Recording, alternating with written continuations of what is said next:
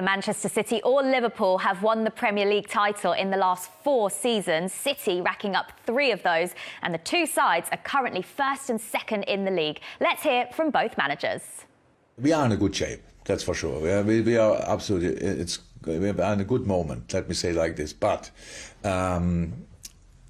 that's what you have to be to have a chance against them. They are still really, for me, probably the best team in Europe in the moment. So and it's a tough one. And a week ago or so, a little bit more than a week, was today? Maybe no, the weekend, last weekend, they played Chelsea, and everybody was talking about Chelsea, how good they are. And they are good. Oh my God, they are really good. But City was clear better that day, and so that's the team we will face, and we have to win the game. We have to score goals. So all what we did in the last few weeks now is helpful because we are confident in that department.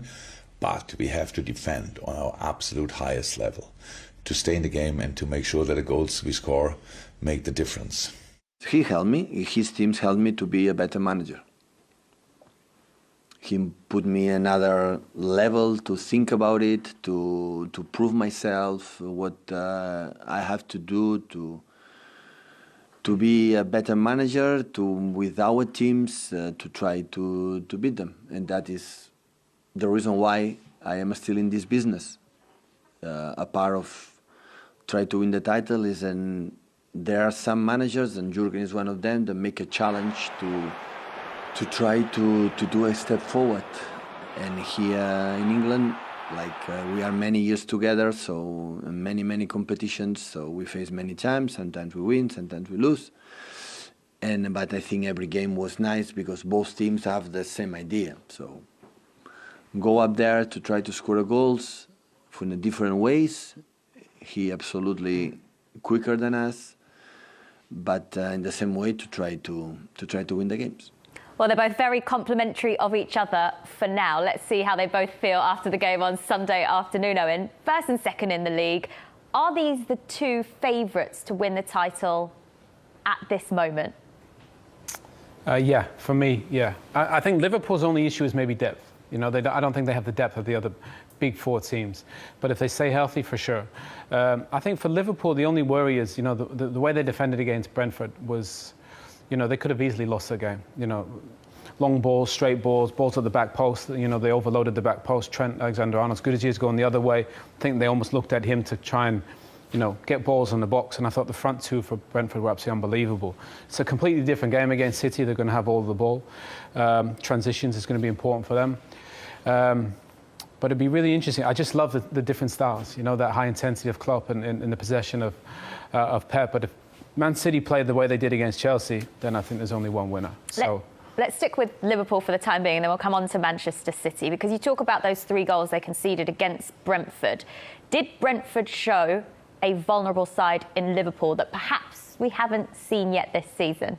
Yeah, definitely. But I think Brentford obviously come back to the Premier League. People didn't really know what to expect. Were they going to be able to hang with the big boys, so to speak? And they've showed that from the get-go against Arsenal. But I was probably one of the only people that felt like Liverpool were going to be OK this year. You know, obviously Owen mentioned the depth. That's certainly something they lacked last year with all the injuries. But I think any team that lost the players that they did last year, Jota came in, got injured straight away, Van Dijk, the list went on. But I think what Jurgen Klopp believes in is his philosophy of, if they're all fit, he knows he's starting 11. He barely changes the team, doesn't he, unless he has to.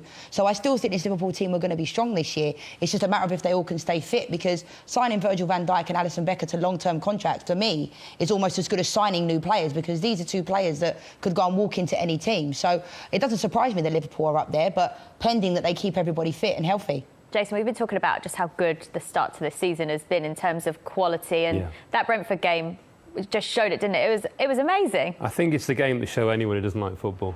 I mean, if you don't like football, watch that game and you're going to love it. It was just, I mean, I was watching it at home and I was literally jumping around. And I haven't got any skin in the game. I don't support either team, but you know, what a great game of football. You know, absolutely fantastic. Didn't want it to end. Yeah. Basically, and I'm glad it was a draw. I didn't think either team should have lost that game. And what I really liked afterwards was Jurgen Klopp's comments, because, you know, sometimes managers can be a little bit sour and stuff, but he just said, look, it was a great game of football. They're a great team. They played really well. I quite like that, the fact that he was fairly magnanimous in not losing a game, but not winning a game. sometimes you don't see that with managers. But no, it was a great. But the point you make also about, did they get out of the vulnerability that could be there in Liverpool? Owen said this already. Yes, I think they did. I think there are areas of concern in that defensive, especially in that right-hand side defensive. Alexander-Arnold, who probably will be out, obviously, for this game. And I do think Liverpool perhaps do lack a bit of depth in that midfield area. I think that might be the one area of the pitch you look at with Wijnaldum having gone. They're banking a lot on Curtis Jones doing quite well. Obviously, they've lost Harvey Elliott, and Thiago Alcantara just can't stay fit. So that is an area of concern. In terms of going forward, though, they're the top scorers in the league, and they just seem to be on another level at the moment, particularly Mo Salah. How has he taken his game to that next step? He's just a machine now. He used to be, a beautiful dribbler, explosive, even at Basel. I remember when he played at Basel, he played that way. Now, it almost looks like he defines his game on goals. He knows exactly where to be. We saw it in the Brentford game. Everything he does is almost Ronaldo-esque in terms of he's clinical, he's efficient, he's ruthless. Liverpool really struggled last year, but he was the one player that played to his normal level. So Mane looks better. Jota, I think, is absolutely an outstanding player. Firmino's coming off the bench, and I think it seems to be working. But that midfield balance, the guys mentioned it, getting that right, it's tough because all the pieces are a little bit different. I think Fabinho's the one which is a certainty, and then Jordan, he's going to be in the out. Thiago gives them so much. Curtis Jones played the last two and looked really, really good. He's got something quite unique. So finding that one piece of that puzzle that's going to go in there is interesting. But I'd love to see Konate play. I think Matip really struggled against Brentford. So get him in there. I think he gives them something quite explosive, quite powerful. He's young. So I'd like to see him get in the team. But again, if they stay fit and healthy, Liverpool are going to be right there with the best. From a forwards perspective, Leanne, how good are this Liverpool team at the moment in terms of their attack? Yeah, unbelievable. I mean, we spoke about Mo Salah a second ago, but I think, is there a more informed striker in the world right now? And even at times last year when Liverpool wasn't doing very well, he was still scoring and pushed Harry Kane right until the end. So, with the likes of Firmino, Jota, Mane, Salah, I mean, it's a dream come true, isn't it? And obviously, I think with Salah, I think a lot of people often questioned, is he unselfish? But he is. He passes the ball. I think there was this myth that he doesn't pass the ball to Mane, but he does. And he scores goals for fun. All different types of goals. And we talk about Ronaldo-esque. He's certainly got the physique of Cristiano Ronaldo as well, hasn't he? So he's a fantastic player, and he's been a fantastic player for 2 or 3 seasons now in the Premier League. In terms of them scoring goals, though, they're up against Firmino, Jota, Mane, Salah. I mean, it's a dream come true, isn't it? And obviously, I think with Salah, I think a lot of people often questioned, is he unselfish? But he is. He passes the ball. I think there was this myth that he doesn't pass the ball to Mane, but he does. And he scores goals for fun. All different types of goals. And we talk about Ronaldo-esque. He's certainly got the physique of Cristiano Ronaldo as well, hasn't he? So he's a fantastic player, and he's been a fantastic player for 2 or 3 seasons now in the Premier League. In terms of them scoring goals, though, they're up against the meanest defence this season. They've only conceded one. Yeah, City. exactly. It's almost like the irresistible force against the immovable object. I mean, if you look at... 0-0 then? Yeah, no, I definitely don't think it'll be 0-0. You'll see my predictions later. Oh, OK. But I think City have only conceded, obviously not just one goal, but they've only conceded 6 shots on target. Yeah. And Liverpool are averaging that more per game. I think it's like they've got 39 shots on target in the first 6 games. So something's going to have to give there, isn't it, really? I mean, Liverpool themselves, apart from that Brentford game, have also defended extremely well. I think before that game, they'd only conceded 1 goal in the first 5, I think. Yeah. So, I mean, both teams are in form, but that is the most fascinating aspect for me as well, is how will that City defence cope with that Liverpool attack? It almost like, you wouldn't necessarily expect that to be the most intriguing aspect of a game, talking about Manchester City, but I think that could be the defining aspect of the game. If City win that battle, they'll obviously win the game. Well, Chelsea didn't have a shot on target against City last week, and you've already raved about how good City were in that game. What was it about that match and that performance that impressed you the most? Everything about it. I think the confidence which they play with at the Bridge. They lost the Champions League final. So really, you'd think you'd be a little bit wary, nervous. Pep doesn't have a great record against Tuchel. Pep said, forget it. We're going to go. They're going to play our way. They press really high up the pitch. They couldn't get out. Chelsea couldn't get out. Literally couldn't. They couldn't pass the ball around. The press was too good. Remember, at one point, the Chelsea fans cheered when they lumped it long. That's how dominant Manchester City were. So, I think in terms of everything, possession, unbelievable. The press was very good, and they were clinical. So, but I do think PSG in the Champions League this week maybe gave a little blueprint on how to play against City. They were absolutely excellent. I think Cancelo and Jack Grealish down that left-hand side were unbelievable as well. And I think, you know, it's again, we talk about team selection, and this Manchester City team, is Sterling going to play? You know, what types of players are going to play, and it'll be interesting to see. But the strength and depth that they have is unbelievable. And I think Pep, at this moment in time, obviously Jack Grealish is going to play. He played well last week, but then you've got Mahrez, you've got Sterling. But I think Pep knows how to manage these players and will pick the team that he feels can best win this game. The only thing I would say, and I agree with Owen, obviously how well they played, they didn't score enough goals though, did they? Yeah, I think he's a bit worried about that. So they've had 14 different goal scorers this season already, which is incredible, really. But, I mean, we know why they went after Harry Kane, and he has talked. He talked last week about I haven't got quite that player to do that, so we have to find a different way. And they found a different way last season, obviously, and won the league. But to rely on that again, that would be my one concern with them. Is, you know, they just score a lot of goals. Obviously, they score a lot of goals, but they don't score enough goals considering how dominant they are. That's what I mean. Do you think that Jesus isn't necessarily at those levels? I think he's best of Aguero. I think he's playing almost as a winger now, isn't he? Good on the right, isn't he? Yeah, and that's where he's doing well. I think they haven't got that striker. He talked about it today actually in his press conference. They haven't got that player who sniffs goals. They haven't got that player who can get in there and does that. When you think about most other Premier League teams, you could quite confidently say they'll be top scorer for them this season. They'll be top scorer for them. With Man City, Owen, you can't really say who you think could score the most goals in that team, and is that a concern? Well, I actually don't think it's a concern. I think it's almost a benefit to the team. Gundogan was the highest scorer last season in the Premier League. I think, what do you have, 13? Right. But if you got 6 players that are giving you 10 plus, I'd take that rather than Harry Kane get me 40.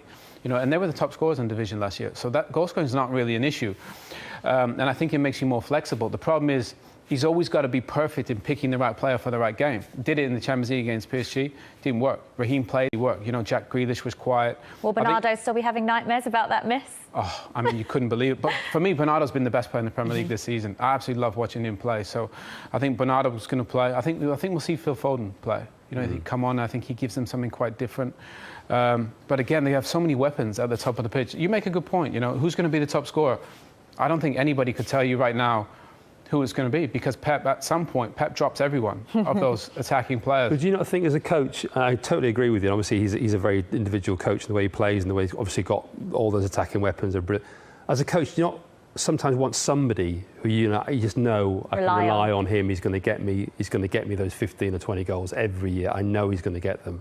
Well, I think he was obviously desperate for somebody to get him 50, and he would have probably got him 40 or 50 Harry Kane, but it didn't work. So, but I do like the fact that they're not relying on one person. I just think that makes them quite dangerous. So, you know, if you shut down Raheem, then, you know, Mahrez can pop up. Well, they won the league last year without, you know, an out-and-out number 9. Kevin De Bruyne played there, Mahrez played there. How well would they have won it with a number 9? That's what I'm saying. They still won it. I know, but they might have won it by even more, you know. And I think you're right. I'm glad they didn't buy Harry Kane, because I think they would be all over, basically. Yeah. But they did miss somebody, say, in the Champions League final, didn't they, against Chelsea? Well, they needed somebody. They played the wrong defensive midfield, didn't he? Fernandinho, Rodri didn't play, so it was almost like his team selection that night let him down as well. But that's what I mean.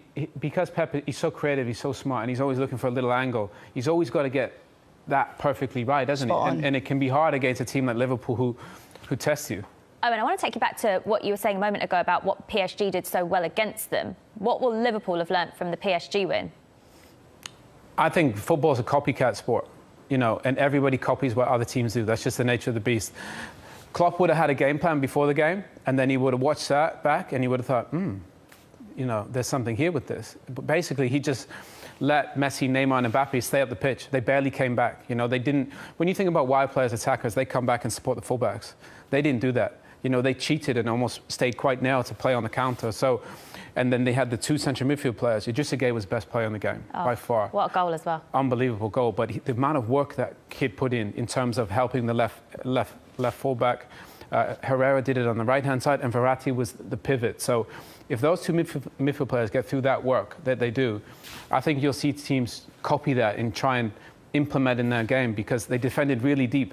but there was just no space for City. And Donnarumma, to be fair, had a fabulous game. Pretty sure this is going to be a good match this weekend then, Leanne? Yeah, I'm expecting lots of goals. You know, I hope that nobody sits back. Both, like, Liverpool can get a team on the counter. So I think it's going to be, hopefully, a lot of goals. I've got my predictions, which include a lot of goals at the end of the show. But, yeah, I think it's going to be an interesting game because last year we saw at times the top teams would cancel each other out, wasn't they? In the Manchester derby, we saw Man United, Manchester City, it was 0-0. Both teams almost like a game of chess. Whereas I'm hoping that both teams are really going to go for it. But I agree with what Owen said. You know, I think that maybe Klopp might change a few things going into this game. But, you know, Pep tactically, he's a genius and he plays, for me, the best team at the best time. So, and he's not scared to drop people, is he?